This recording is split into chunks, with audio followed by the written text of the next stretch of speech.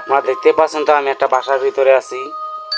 এই দেখুন এই বাসাটা একবারে আজব আজব ধরনের একটা বাসা।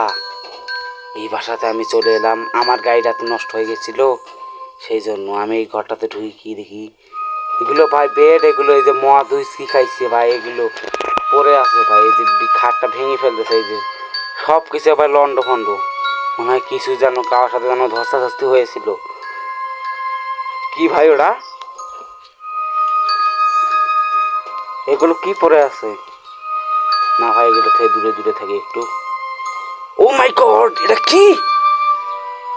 ও নো, ও নো, ও নো, ও মাই গড, এটা কে? এটা কে কে? না আমি একটু লুকিয়ে পড়ি।